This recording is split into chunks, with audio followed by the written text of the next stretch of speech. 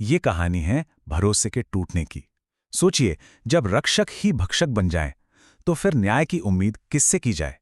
सातानकुलम मामले में हम यही देखने वाले हैं कि कैसे सच ने एक बहुत लंबी और मुश्किल लड़ाई लड़ी। चलिए, वक्त में थोड़ा पीछे चलते हैं। तारीख थी 19 जून 2020। जगह तमिलनाडु का एक छोटा सा कस्बा सातनकुलम। पहली नज़र में ये किसी भी आम शाम जैसी ही थी, लेकिन ये वो शाम थी जो आगे चलकर एक राष्ट्रीय त्रासदी के तौर पर याद की जाने वाली थी। तो उस वक्त कोविड का दौर था और रात 8 बजे के बाद लॉकडाउन कर्फ्यू लग जाता था। घड़ी में बज रहे थे 8:02, मतलब कर्फ्यू लगे हुए सिर्फ 2 मिनट हुए थे। और 59 साल के जयराज अपनी दुकान के ठीक बाहर खड़े थे। सब कुछ बिल्कुल सामान्य था। कोई सोच भी नहीं सकता था कि अगले कुछ पलों में क्या होने वाला है। और तभी एक पुलिस की गाड़ी वहां आकर रुकती है। कुछ देर की बातचीत होती है और अचानक माहौल पूरी तरह बदल जाता है। पुलिस वाले जयराज को जबरदस्ती अपनी गाड़ी में बिठा लेते हैं। ये सब देखकर उनका 31 साल का बेटा बेनिक्स घबराकर फौरन उनके पीछे पीछे पुलिस स्टेशन की तरफ भागता है। उसे इस बात का जरा भी अंदाजा नहीं था कि ये रात उसकी और उसकी पिता की जिंदगी की आखिरी रात होने वाली है। भाग एक खौफनाक रात। अब जो कुछ भी सातानकुलम पुलिस स्टेशन के उन बंद दरवाजों के पीछे हुआ, वो बस किसी एक पल का गुस्सा नहीं था। नहीं, वो एक सोची समझी और लगातार चलने वाली हिंसा थी। जैसे ही बेनिक्स स्टेशन पहुंचता है और अपने पिता को बचाने की कोशिश करता है, पुलिस वाले उसे भी अंदर खींच लेते हैं। स्टेशन का जो मेन दरवाजा था वो बंद कर दिया जाता है और फिर अगले 7 घंटों तक उन बंद दरवाजों के पीछे दरिंदगी का एक ऐसा खेल शुरू होता है जो इंसानियत को शर्मसार कर दे। और इस सब का नेतृत्व कौन कर रहा था? स्टेशन का इंचार्ज इंस्पेक्टर एस श्रीधर। वो सिर्फ खड़ा देख नहीं रहा था, नहीं, वो इस पूरी हिंसा को, इस टॉर्चर को डायरेक्ट कर रहा था। उसके शब्द थे, क्या उसने किसी पुलिस वाले को धक्का दिया? तुम लोग बस देख क्यों रहे हो? और बस इन शब्दों के बाद टॉर्चर का एक और लंबा दौर शुरू हो गया। वहां जो हुआ वो सिर्फ शारीरिक हिंसा नहीं थी, उन्हें मानसिक रूप से भी तोड़ा जा रहा था। सबसे पहले उनके कपड़े उतरवा दिए गए, फिर लाठियों से इतनी बेरहमी से पीटा गया कि उनकी चीखें स्टेशन से 500 मीटर दूर तक सुनाई दे रही थीं। जयराज बार बार कहते रहे कि उन्हें डायबिटीज और हाई ब्लड प्रेशर है, पर उनकी किसी ने एक न सुनी। और दरिंदगी की हद तो तब पार हो गई जब खून से लथपथ बेनिक्स को फर्श पर गिरा अपना ही खून साफ करने पर मजबूर किया गया। मतलब सबूत मिटाने का काम उसी वक्त शुरू हो चुका था।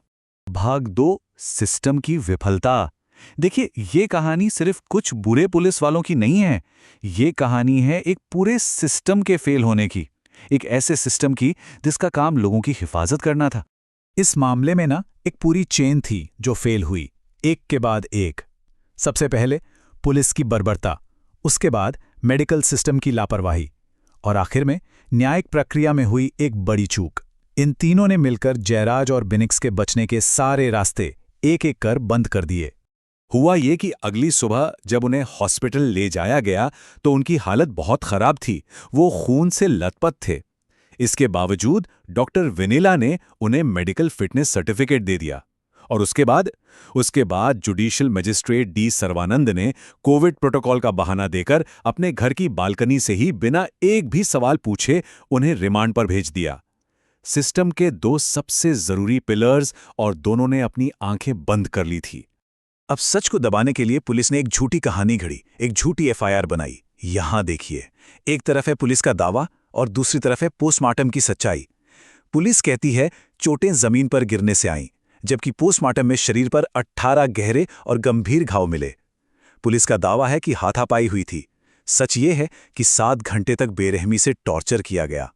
ये फर्क साफ साफ दिखाता है कि सच को छिपाने की कितनी बड़ी कोशिश की गई थी। और इस सब का नतीजा बेहद दर्दनाक था।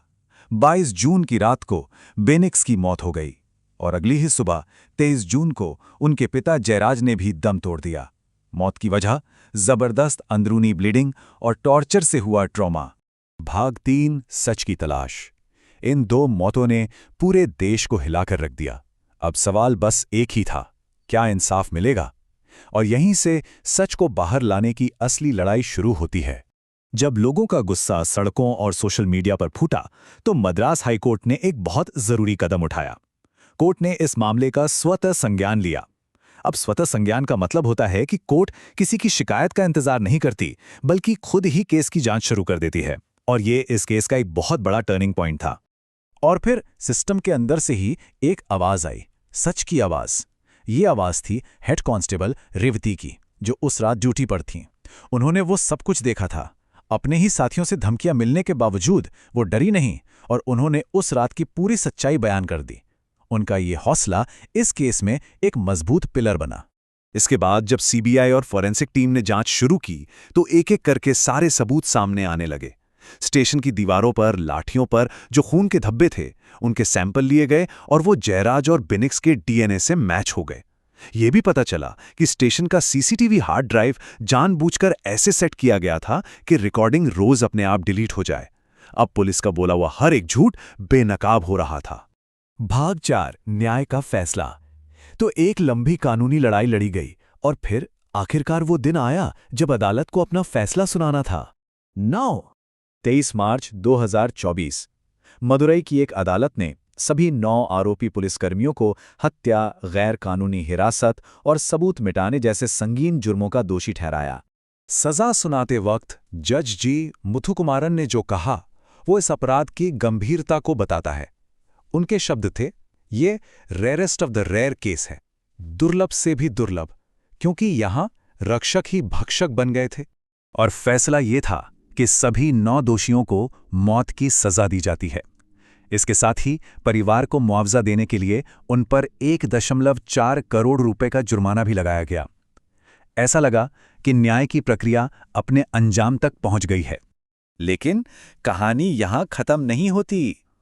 एक तस्वीर जो शायद फैसले से भी ज्यादा परेशान करने वाली थी। जब इन दोषी पुलिस वालों को कोर्ट से बाहर ले जाया जा रहा था तो उनके चेहरों पर कोई पछतावा नहीं था, कोई डर नहीं था। वो मुस्कुरा रहे थे, हंस रहे थे, जैसे उन्हें इस सजा से कोई फर्क ही नहीं पड़ता। और उनकी ये मुस्कुराहट एक बहुत बड़ा सवाल पीछे छोड़ जाती है। जब सजा का डर ही खत्म हो जाए तो क्या न्याय सच में मिलता है? क्या सिर्फ सजा सुना देना ही इंसाफ है? या असली इंसाफ तब होता है जब ऐसा जुर्म दोबारा करने की कोई हिम्मत भी ना कर सके?